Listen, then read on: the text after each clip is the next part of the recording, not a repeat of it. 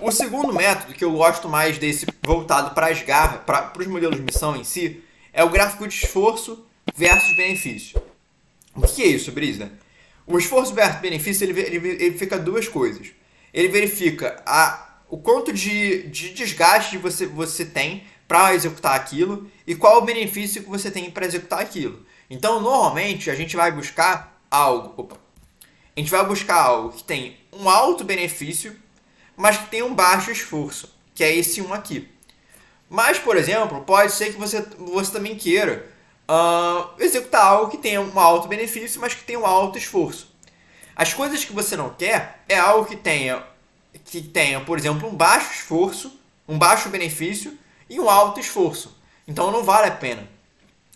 Então o gráfico de esforço versus benefício, também conhecido como esforço versus impacto, avalia aonde você deve focar primeiro. E vale muito a pena você pensar isso numa questão de modelo de missão, porque você vai pensar qual modelo de missão vale mais a pena focar. Será que esse modelo de missão tem um alto benefício para mim? Será que esse modelo de missão tem um baixo esforço para eu conseguir executar ele, cumprir ele? Será que esse modelo de missão tem um baixo benefício e um alto esforço para eu conseguir fazer esse modelo?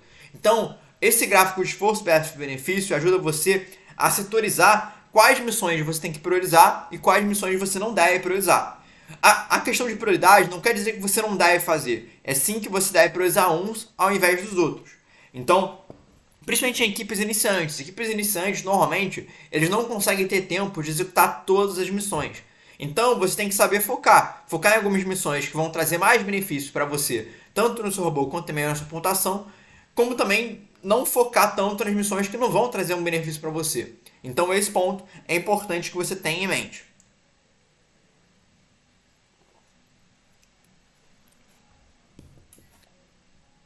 Mas beleza, eu entendi que tem uma questão de esforço versus benefício.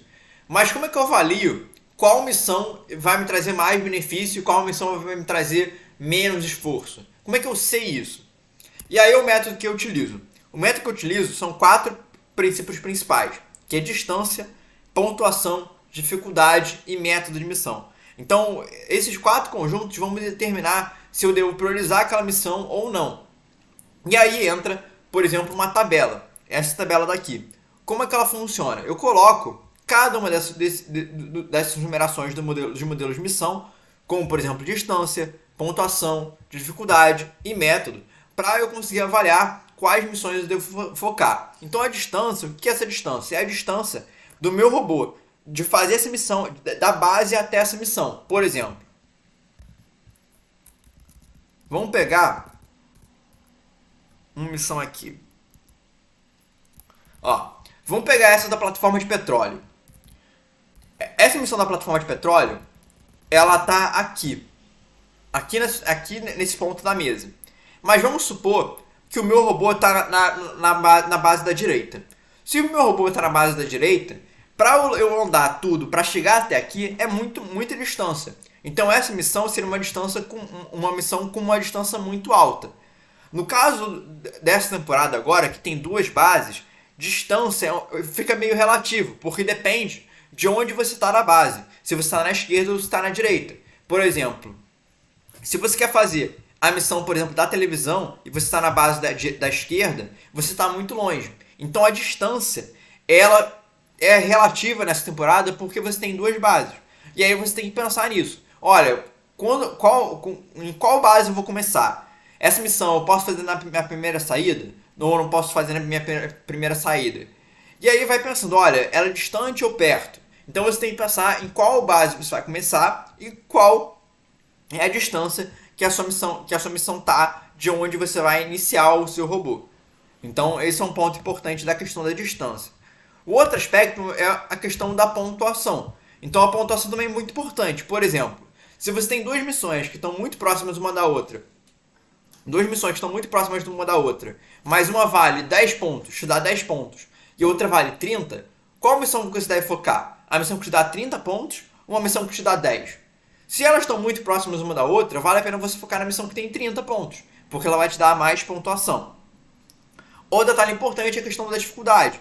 Então a dificuldade pode também importar para, por exemplo, uma equipe iniciante e equipe intermediária. Pode ser que missões que são muito complexas em termos de estrutura ou até de programação não vale muito a pena você focar nesse momento, porque você vai gastar muito esforço para conseguir executar ela. E aí entra aqui no que eu comentei do benefício e esforço. Então, por exemplo, a dificuldade. Pode ser que ela traga um alto benefício, mas pode ser que ela traga um alto esforço. E aí você tem que pensar, pô, será que vale a pena eu fazer essa missão? Será que não vale a pena eu fazer duas missões que não me trazem tanto benefício, mas que fazem com que eu tenha um baixo esforço?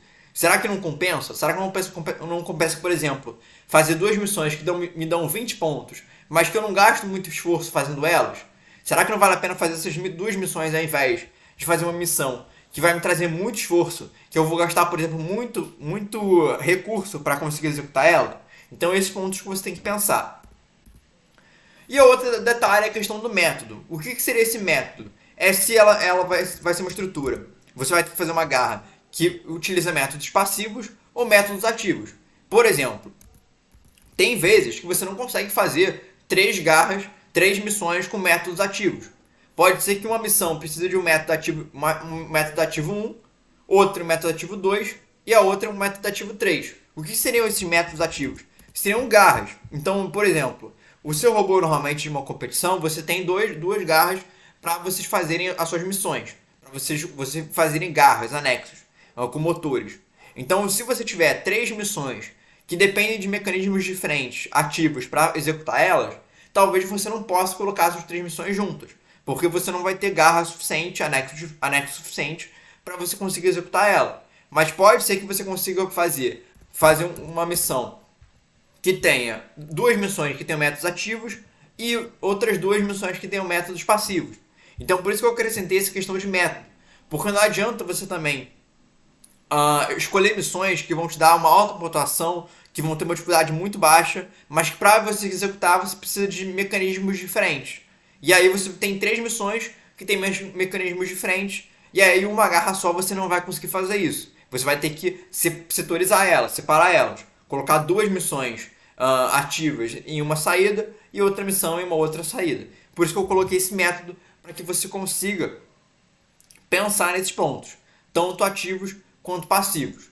E aí entra também um ponto importante, que inclusive eu tava fazendo esse método, mostrando esse método para a equipe que eu sou mentor. Bom, fui mentor, hoje em dia eu acabo mais dando uma ajuda esporádica. E aí, o que a gente estava comentando? A gente estava comentando que nessa missão tem muitas missões que dão para fazer de modo passivo, ou seja, que não precisa de garra, não precisa de motor no caso. Só que entra um detalhe. É legal você mostrar que consegue fazer algo passivo, é legal. Mas, em termos de estratégia, você não precisa fazer tudo passivo. Se você pensar, talvez se você pensar muito e gastar muito esforço pensando, você consiga fazer todas as missões dessa temporada em métodos passivos. Mas você também tem que pensar em termos de facilidade, que entra nessa questão de dificuldade.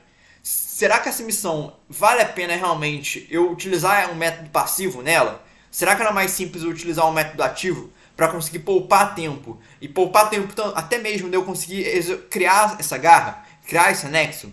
Então nem tudo precisa ser apenas um método só. Tem que ser meio que mesclado, para que você consiga criar uma estratégia mesclada também. Algumas missões que vão utilizar métodos passivos e outras que vão utilizar métodos ativos.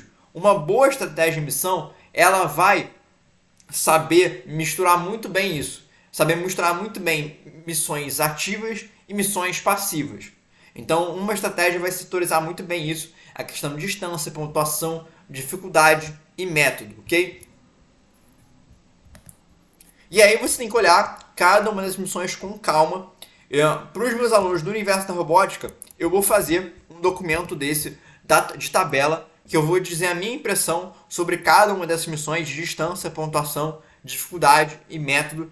Provavelmente eu vou colocar essa tabela até o final dessa semana. Então é um recurso que eu vou disponibilizar apenas para os meus alunos do universo da robótica. E aí, aproveitando, já vou comentar sobre essa questão dos meus cursos. Que é o seguinte: para você que busca se preparar para as competições, ou busca aprender mais sobre robótica, construção e programação, eu tenho 3 cursos que vão te ajudar a potencializar isso. Os meus conteúdos no YouTube são muito bons, mas eles estão muito setorizados, muito separados, muito confusos. E às vezes você precisa de uma orientação, de um guia para te falar, olha, aprende isso primeiro para depois aprender isso, para que você consiga maximizar, potencializar o seu reconhecimento. Então eu criei 3 cursos para te ajudar nisso. O primeiro curso que eu criei é o Descomplicando a Programação do EV3. Então é um curso focado apenas em programação na plataforma do EV3G, que é a programação horizontal. Então é um curso do básico ao avançado que eu te mostro tintim por tintim sobre cada bloco de programação, do bloco verde até o bloco azul escuro, azul claro. E aí eu te mostro não só para que serve aquele bloco, mas também como é que eu posso aplicar ele num robô. Então são mais de 50 aulas que eu te mostro. Cada aula eu te mostra como é que você pode utilizar esse bloco com um robô físico. Então pega um robô físico, monta um robô físico, te mostra como é que você pode montar esse robô físico e testo esse bloco junto com você, para que você consiga entender e, de uma certa forma, se apropriar mais daquele conhecimento. Então esse é o meu primeiro curso. O meu segundo curso é o Universo da Robótica. O Universo da Robótica é o meu curso mais completo, são mais de 50 aulas, com vários bônus, focados em te ajudar a aprender sobre construção e programação. E aí, eu uni o Universo da Robótica recentemente com o meu terceiro curso, que é o Mundo do Spike. O Universo da Robótica, antigamente, ele tinha aulas focadas no EV3, tanto de programação no EV3 Classroom quanto no EV3G, como também módulos das principais competições, que são o TBR, FLL e OBR. E no OBR eu falo tanto da competição física, como também da competição virtual, que seria com SBotics. Só que eu decidi, recentemente, unir o Mundo Spike com o Universo da Robótica. Então agora o Universo da Robótica vai ter aulas tanto do V3 quanto do Spike Prime. Então o curso já está disponível, está por uma promoção especial. Então eu acrescentei mais de 20 aulas do Mundo Spike dentro do Universo da Robótica, sem cobrar nada a mais. Então eu não mudei nada o valor. Então basicamente você está adquirindo o Universo da Robótica e ganhando de graça mais 20 aulas sobre construção e programação sobre o Mundo Spike. E por que eu fiz isso? Eu fiz isso por 2 razões. Para que eu consiga ajudar cada vez mais os meus alunos a entenderem sobre robótica e a se prepararem para as competições, até porque muitos alunos meus estavam começando a migrar para o Spike Prime e eu queria ajudar esses alunos. E o segundo motivo é que eu, juntando esses cursos, eu consigo focar melhor para te ajudar a melhorar nas competições, a melhorar em termos de construção e programação. Então, ao invés de criar conteúdos para cada um desses 2 cursos, do Universo e Mundo Spike, eu juntei esses 2 para conseguir criar conteúdos específicos para apenas um curso e conseguir te entregar cada vez conteúdo com uma qualidade cada vez melhor. Então, eu uni esses 2 cursos para te ajudar nisso. E aí um último detalhe, uma última surpresa dessa semana, que talvez você tenha visto nas redes sociais, é que eu abri um programa de afiliação para o meu curso do Universo da Robótica. Brisa, o que seria um programa de afiliação? O programa de afiliação é que você pode fazer propaganda do Universo da Robótica, promover o Universo da Robótica e ganhar uma comissão, um valor em cima dessa venda. Então, por exemplo, se você conhecer uma equipe de robótica, um professor, um aluno que queira comprar o Universo da Robótica, você vai ter como se fosse um cupom, como posso dizer, um cupom com o seu nome, e aí se esse aluno, se essa equipe, se aquele professor utilizar o seu cupom, você ganha uma comissão por essa venda. Então você ganha, se eu não me engano, 2,67 para 2,69 para cada comissão. Então, a cada venda do Universo da Robótica, você ganha R$269 por ter conseguido ter feito essa venda. Ter feito essa venda. Então, é uma surpresa que eu fiz para que eu consiga, de uma certa forma, impulsionar cada vez mais a robótica e fazer com que você também me ajude e se aproveite também dessa oportunidade para conseguir ganhar um dinheirinho extra e promover o curso. Porque muitos alunos meus já comentam no curso para outros professores, para outros alunos, para outras escolas. E eu decidi, de uma certa forma, também favorecer os meus alunos que fazem essa propaganda até então gratuita para mim. Então eu quis também fazer esse agrado para os meus alunos e incentivar cada vez mais essa questão de impulsionar a robótica e promover o meu curso para que eu consiga ajudar cada vez mais equipes, alunos e professores desse universo da robótica na construção, programação e competições. E aí, para você saber mais detalhes sobre essa questão de afiliação, se você está interessado, vai ter um link na descrição que tem todo detalhe sobre essa questão de afiliação. E também qualquer dúvida é só você mandar uma mensagem para mim, seja no Instagram, seja por e-mail. Assim, tem várias formas de você entrar em contato comigo e eu vou tentar responder da melhor maneira possível para te ajudar nesses detalhes.